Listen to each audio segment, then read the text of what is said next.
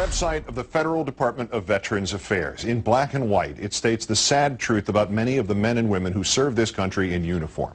Current population estimates suggest that about 195,000 veterans, male and female, are homeless on any given night, and perhaps twice as many experience homelessness at some point during the course of a year. A grotesque statistic that Senator John Edwards has repeatedly cited during his bid for the presidency, most recently last night. Tonight, across this country, 200,000 men and women who wore our uniform and served this country patriotically, veterans, will go to sleep under bridges and on grates.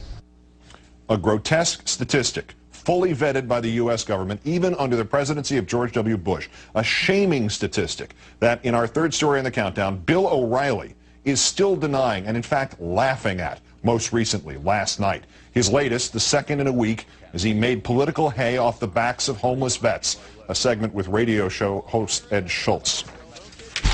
As far as John Edwards is concerned, I think his message is strong and he's got tremendous conviction, but I think he needs a little bit more material than just the "To America" talk. He's got to get. Well, we're still looking for all the veterans sleeping under the bridges, Ed. So if you find anybody, let us know, because that's all the guys said for the last 3 months. Don't kid yourself. They may be out there, but there's not many of them out there. Okay, so if you know where one is, Ed, now wait a minute. If you know where there's a veteran sleeping under a bridge, you call me immediately, and we will make sure that man does not do it.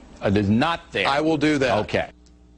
Joined now by Paul Rieckhoff, Executive Director of IAVA, the Iraq and Afghanistan Veterans of America. Thanks for coming in, Paul. My pleasure, Keith. Well, we know what we want to say here, and it involves suggesting Mr. O'Reilly should go and do something anatomically impossible to himself with that attitude. But do you know any homeless vets by any chance? Absolutely. I mean, the VA says there are approximately 200,000 of all generations. We know that there are at least 1,500 that have served in Iraq and Afghanistan. Our organization and others are in touch with them every day. I made a few phone calls today to my friends who work in Los Angeles. They go out to Skid Row every day, and they said they're tracking 6 Iraq veterans alone that are living out in Los Angeles. We know there are about 5 or 10 here in New York. So they're there. This is a very real problem. And all you have to do, to be honest with you, if you're Bill O'Reilly, is go downstairs and look out in the streets of New York. Right. And you can find homeless veterans living on our streets every night. Right. He's 2 blocks this way from where we are. He's 2 blocks downtown, 3 blocks uptown on Fifth Avenue. There's one church by which you see 40 or 50 guys in the neighborhood, if not all at the same time. Right. They're there. I mean, you have to deliberately try to avoid seeing this problem. Is that what he's doing? Do you have any idea what the mentality is? Have you encountered any of this where people don't want to deny it? Because it can't be that anybody's making this statistic up. If the VA is even admitting this, it can't. It's not a publicity stunt of some sort. I mean, I don't know. This is the guy that went after the USO just a few weeks before. So right. I don't know what his agenda is here, but we hope that he uses this as an opportunity to focus on a very critical issue. Homeless veterans are real. We provided your producers with video that was shot in Los Angeles just 2 weeks ago. They're out on the streets. We helped produce a documentary about it called When I Came Home that tracked the life of an Iraq veteran who was homeless living in Brooklyn. So this is a very real problem. We need everybody's help, and we need folks to support our veterans. This isn't a partisan issue. It's not about John Edwards. It's about taking care of the people when they come home. Is there a way to explain that 200,000 figure and the other one, the 340 or so thousand who are intermittently homeless over the year? Which left-wing, anti-American, secular, progressive, NBC-dominated organization provided that number? The VA. Yeah. The VA, which provides health care to millions of veterans all over the country. And this is an organization that's had a hard time keeping up with them.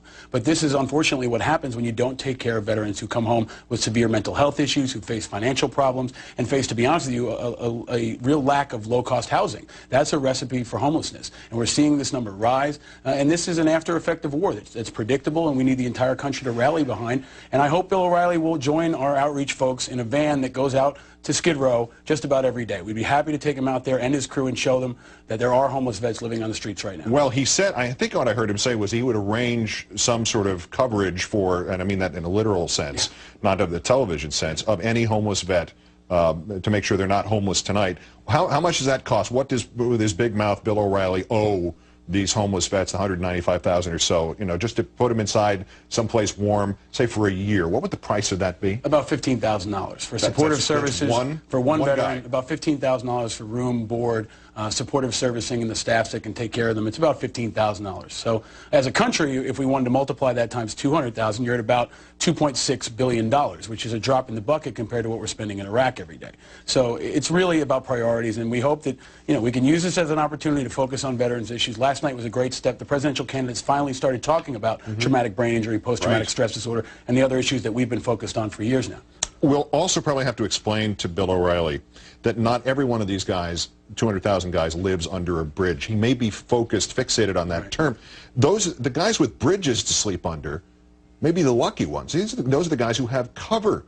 Those are the guys who have protection against the elements. I mean, they're people who are literally on the streets, nothing above them, maybe a piece of cardboard. This is not some joke that he should be making. And they're also families. There are children. We've met some single moms that are veterans that are living on the streets with their kids, and there are actually people living under bridges. This film, When I Came Home, opens with a very powerful scene of a Vietnam veteran who literally lives under a bridge in California. He's created a makeshift living situation for himself, so it's very real, and it's not something we should mock, and it's something we need to address urgently. He just doesn't think it's true, therefore it's not true. Step outside on the streets of New York. We could probably see some over our shoulder right now, unfortunately. If he could wish it away, I'd go over and shake his hand.